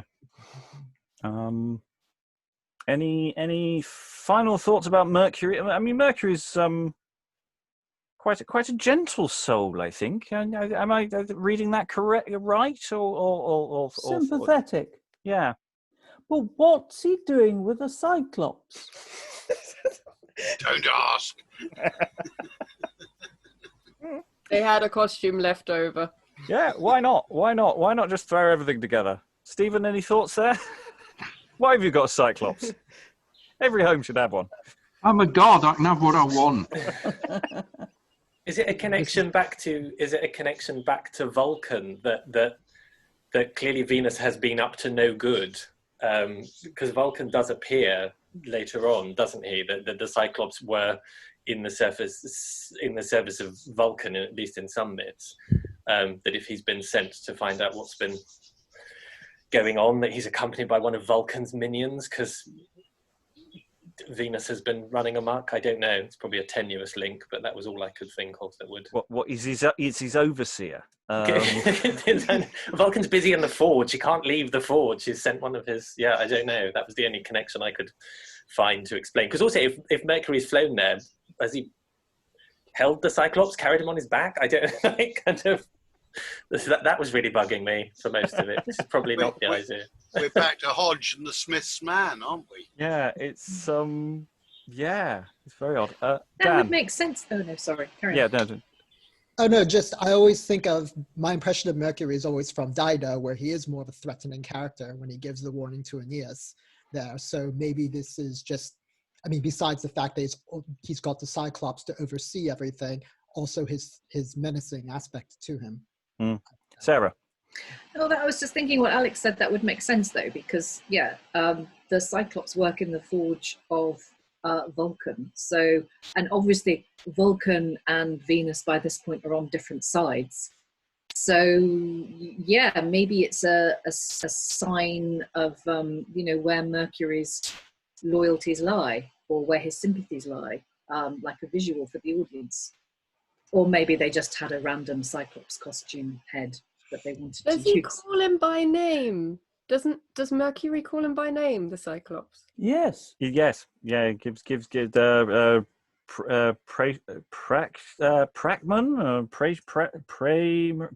well, I don't know. There do seem to be lots of, like, going back to that Ovid sort of speech at the beginning, like the whole reference to the poplar tree, which I think again in some Greek myths is Luce, who is the equivalent of Proserpina, who is a nymph captured by Pluto and kept in the underworld. And the whole idea of the poplar tree is that one side is the leaf is light and one side is dark.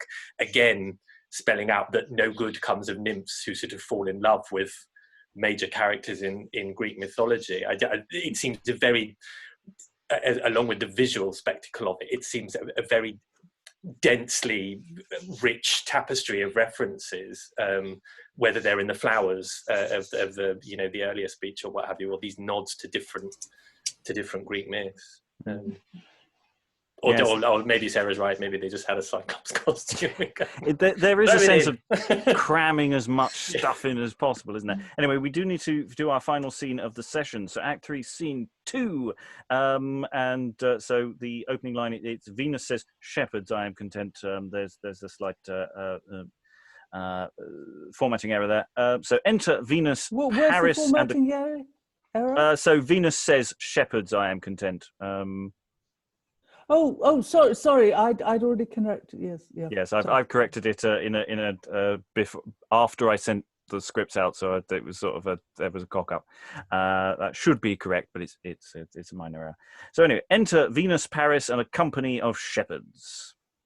Shepherds, I am content for this sweet shepherd's sake, a strange revenge upon the maid and her disdain to take.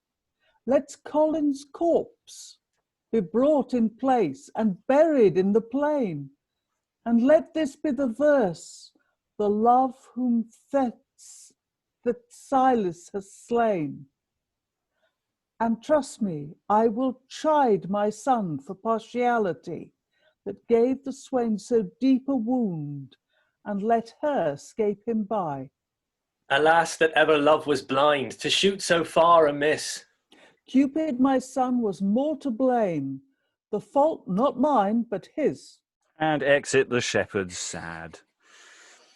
Oh, madam, if yourself would deign the handling of the bow, albeit it be a task, yourself more skill, more justice know. Sweet shepherd, didst thou ever love?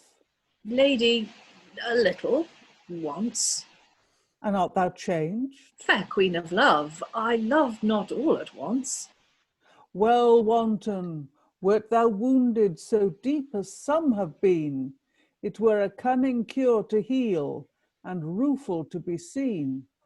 But tell me, gracious goddess, for a start and false offence, hath Venus or her son the power at pleasure to dispense? My boy, I will instruct thee in a piece of poetry, that haply erst thou hast not heard. In hell there is a tree, where once a day do sleep the souls of false forsworn lovers, with open hearts, and thereabout in swarms the number hovers, of poor forsaken ghosts whose wings from off this tree do beat, round drops of fiery phlegethon to scorch false hearts with heat. This pain did Venus and her son entreat the prince of hell to impose to such as faithless were, to such as loved them well. And therefore this, my lovely boy, fair Venus doth advise thee, be true and steadfast in thy love. Beware thou do disguise thee. For he that makes but love a jest, when pleaseth him to start, shall feel those fiery water drops consume his faithless heart. Is Venus and her son so full of justice and severity? Pity it were that love should not be linked with indifferency. However lovers can exclaim for hard success in love, trust me, some more than common cause that painful hap doth move. And Cupid's bow is not alone his triumph, but his rod, nor is he only but a boy. he hight a mighty God, and they that do him reverence have reason for the same. His shafts keep heaven and earth in awe, and shape rewards or shame. And hath he reason to maintain why Colin died for love? Yea, reason good, I warrant thee. In right it might behoove. Then be the name of love adored. His bow is full of might. His wounds are all but for desert. His laws are all but right. Well, for this once me list apply my speeches to thy sense. And Thestylis shall feel the pain for love's supposed offence. And the shepherds bring in Colin's hearse, singing, Go shepherds. Well a day, poor Colin, thou art going to the ground. The love whom Thestylis has slain, hard heart, fair face, fraught with disdain. Disdain and love a deadly wound. Wound her, sweet love, so deep again, that she may feel the dying pain of this unhappy shepherd swain, and die for love as Colin died, as Colin died. Shepherds abide. Let Colin's course be witness of the pain that Thestylis endures in love, a plague for her disdain. Behold the organ of our wrath, this rusty churl is he. She dotes on his ill-favoured face, so much accursed is she. And here a foul, crooked churl enters, and Thestylis, a fair lass, wooeth him and singeth an old song called The Wooing of Colman. He crabbedly refuseth her and goeth out of the place. She tarrieth behind. Ah, poor unhappy Thestylis, unpitied is thy pain. Her fortune is not unlike to his, whom cruel thou hast slain. And here Thestylis sings, and the shepherds reply with gusto and energy, though you don't have to sing. Strange effects of my tormented heart, whom cruel love hath woeful prisoner caught, whom cruel hate hath into bondage brought, whom with no way of safe escape hath taught, enforce me say, in witness of my smart, there is no pain to foul disdain in hardy suits of love. There is no pain. Cruel farewell. Cruel farewell. Most cruel thou, of all that nature framed. Most cruel. To kill thy love with thy disdain. To kill thy love with thy disdain. Cruel disdain, so live thou named. Cruel disdain. And let me die of Iphis pain. A life too good for thy disdain. Sith this my stars to me allot, and thou thy love has all forgot. And thou. Thy love has all forgot. Exit Thestylis. The grace of this song is in the shepherd's echo to her verse. So I'm sorry, I hadn't read that. Yeah, so you should have been doing this beautifully, I think, for poor Colin's sake. What about poor Colin? Anyway, Venus continues. Now shepherds, bury Colin's corpse, perfume his hearse with flowers, and write what Justice Venus did amid these woods of yours. And the shepherds carry out Colin's hearse. How now? How cheers my lovely boy after this dump of love? Such dumps, sweet lady, as been these, are deadly dumps to prove.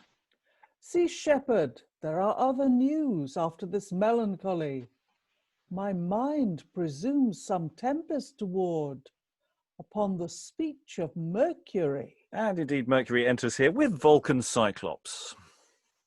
Fair Lady Venus, let me pardoned be that have of long been well beloved of thee, if, as my office bids, myself first brings to my sweet madam these unwelcome tidings. What news, what tidings, gentle Mercury, in midst of my delights to trouble me?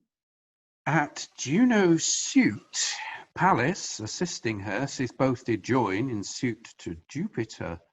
Action is entered in the court of heaven, and me, the swiftest of the planets 7, with warrant they have thence dispatched away to apprehend and find the man, they say, that gave from them that selfsame ball of gold, which I presume I do in place behold.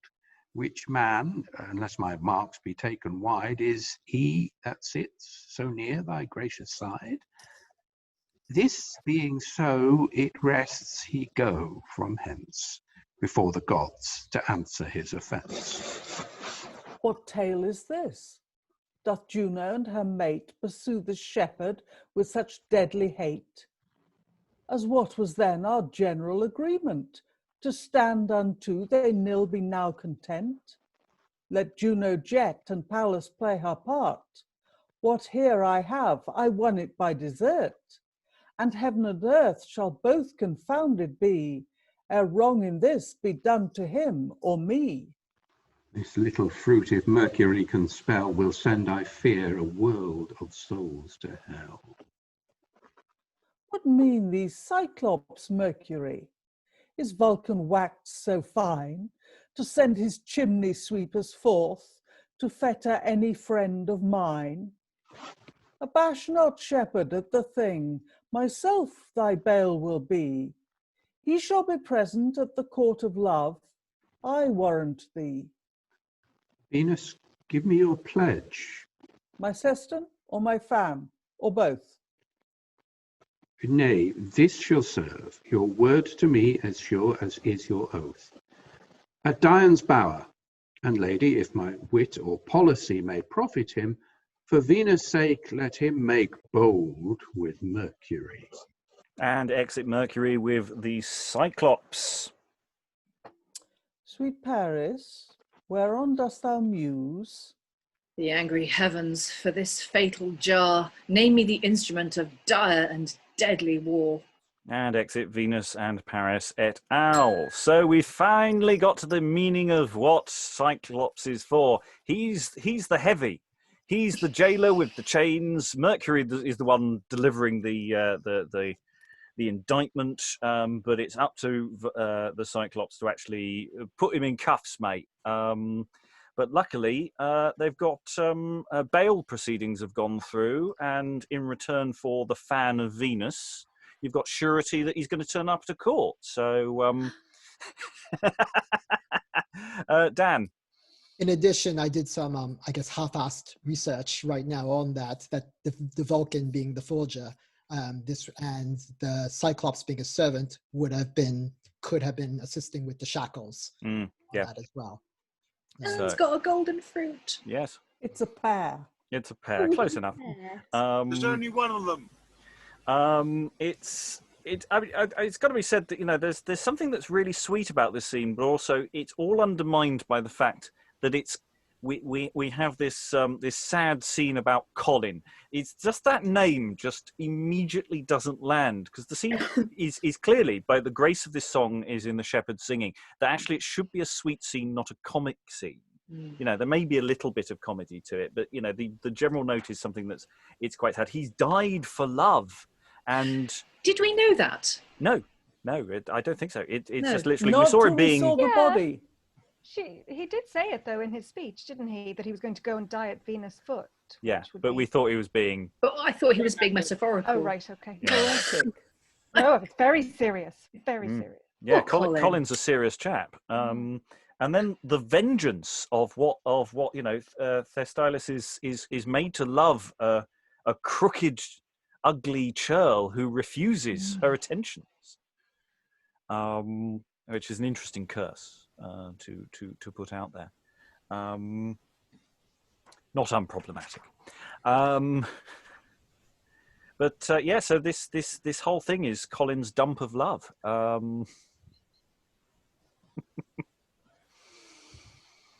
Sad fate of Colin. So that's we're into extra time. We've reached the end of the play that we're doing today. Anyway, the first three acts. We've got Act 4. We've got the arraignment to come. He's been indicted.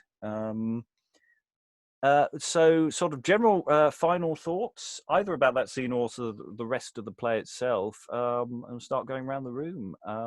Anyone want to dive in? Alan? I was slightly taken with the fact that Venus' immediate reaction when confronted with the situation was to blame Cupid. Mm-hmm. Blame a minor. You know, it's not cricket, not sporting at all. Well, you know, if you're going to hire a young child archer, Well, then her son. Yeah, but even so, it's this is expected. So, But final thought. She has said that he's not a minor character. He's a powerful god in his own right, although he appears like a boy. Yeah, and that's where the weirdness of Cupid's actually in so many plays he comes across so disturbing actually because you have that doubling quality to him. As we have explored once or twice, I think. Okay, so who wants to dive in with a final thought that they want to throw out there? While everyone's thinking of final thoughts, my sort of final thought here is how dependent this play is on atmosphere and tone, and there's a quality to this which is quite unrushed, and it's not a very long play.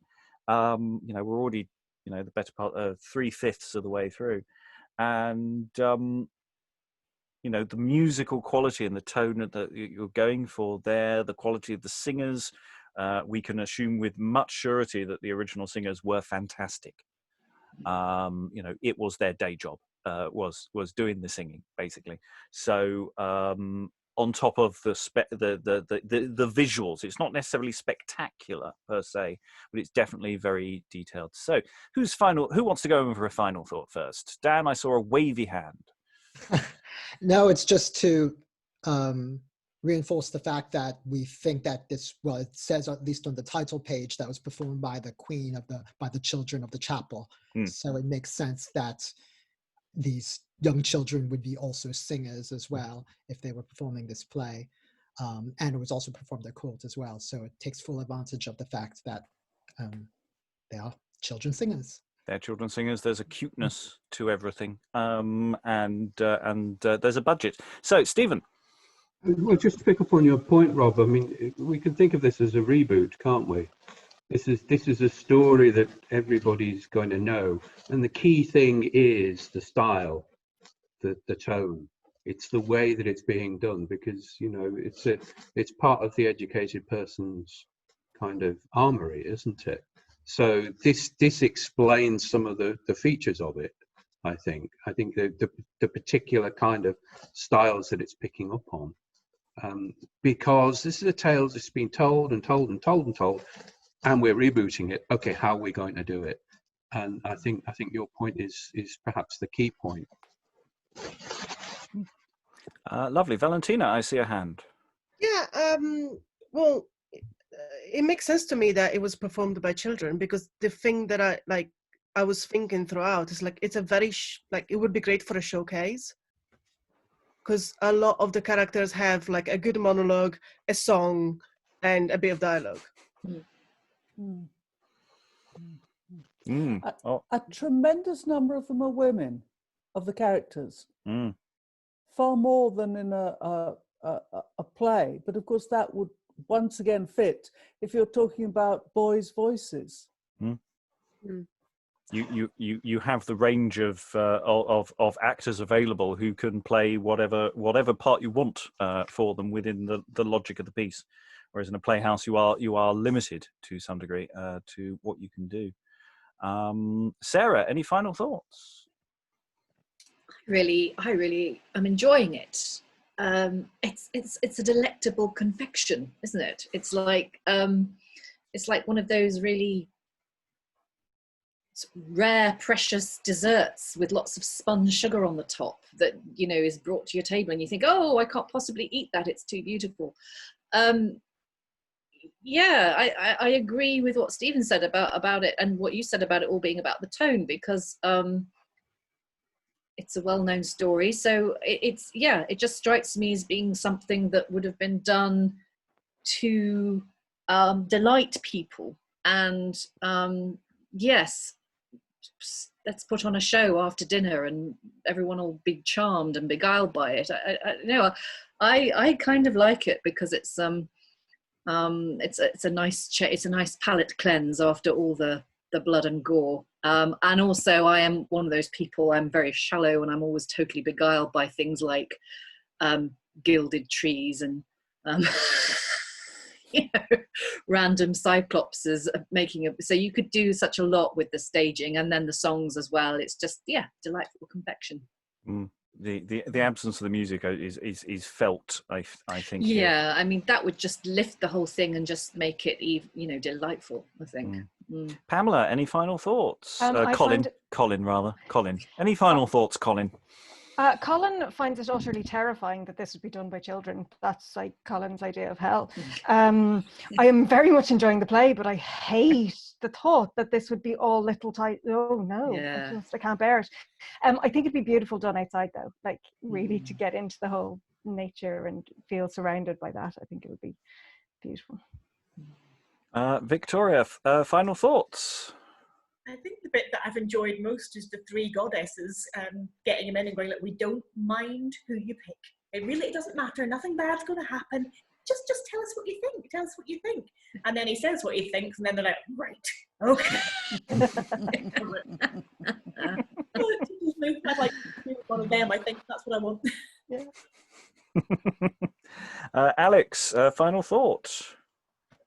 I agree with a lot of what Sarah said, actually, that I really love the pastoral mood of it. And it's almost like reading the libretto of a musical with a number of scene changes that 50% of it is kind of lost because it would be in the visual. The idea of doing it outside is really interesting to me, because I love the way it moves from that very sort of almost innocent scene with the rustic gods who belong in that world to kind of the sort of ritzy, slightly cheap kind of shows of the more powerful goddesses, and then seems to be inching somewhere closer. I mean, I haven't read ahead, but I do know from the cast list that Pluto appears, that we then have death and doom coming kind of into it.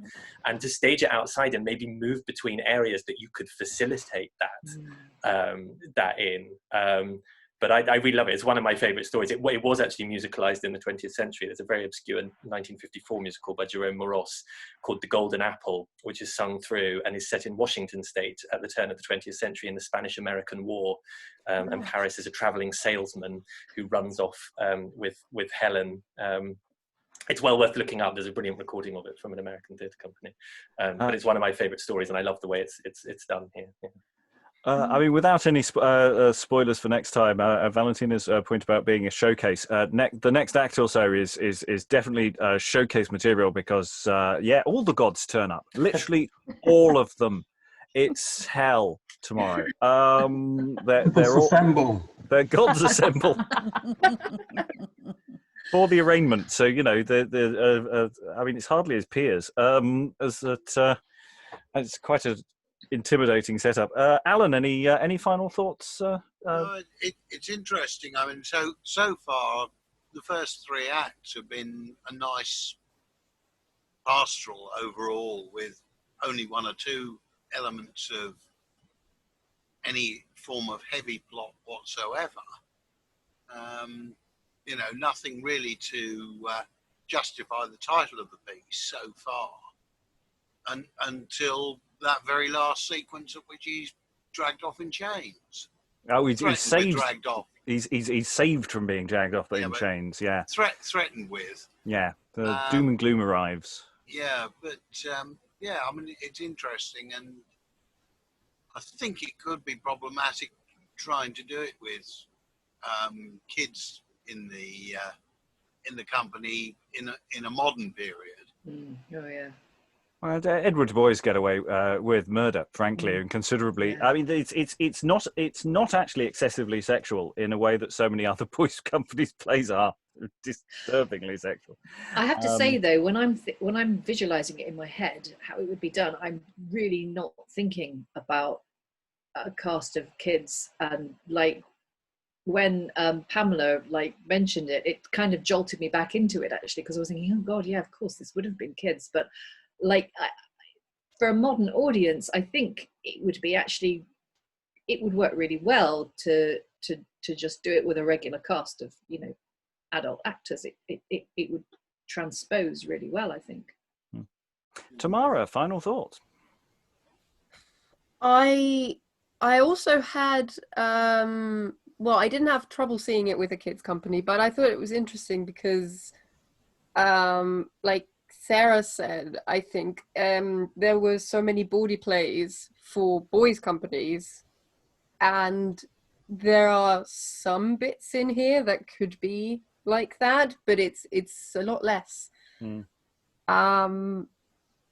I kind of want to see this in a rose garden or something, because I think it should be outside, and also it would make a great musical because I'm not seeing too much depth yet. As much as I love mythology and all of that, maybe it's because I'm really familiar with the story, or maybe it's just, maybe it's because we've done so much blood and gore recently, but I was expecting something. It's interesting that the way the plot arrives, it sort of sidles up to you and sort of saunters along with you. It's even though there are quite clear expositional things, because something else tends to be happening at the same time, something incidental. So, you know, the whole thing about Colin being in love, it sort of distracts you from the fact that the scene is actually about Oenone being in love, and there's lots of little sleights of hands throughout it that makes you actually not notice that there's a plot going on sometimes. And I find that really fascinating. I personally find the idea of it being outside very, very weird. I see this definitely as something that utilizes all the theatrical devices you can. And is very artificial. But I've been here before, so I won't labour that point, but we are allowed to disagree. That is fine. You can see my production, I'll come and see yours. Helen, any final thoughts? No, but except that I agree with you entirely about it being an indoor production with an enormous amount of money and work lavished on the effects. Yeah, I mean, we've talked about it being a bit like a musical. I think it is. It's a musical. I think it's a piece of musical theatre. Yes. I think almost to call it a play is just inaccurate, because so much of it, even when it's dialogue, it's structured like their lyrics. And also, I think to think of the people playing it as children is really wrong. They were working for a living at singing and performing. They were in an adult world. But like, we still have children actors now, and they creep me out too. So, you know. Oh well, yeah. It's no different. Yeah. But I mean, the idea of childhood that we have now as being this special and protected space didn't really exist so much then. There they were sort of trainee adults. They played it at Queen Elizabeth's court, so there you go. Yeah. Oh, spoilers. So no, it says so. It says so.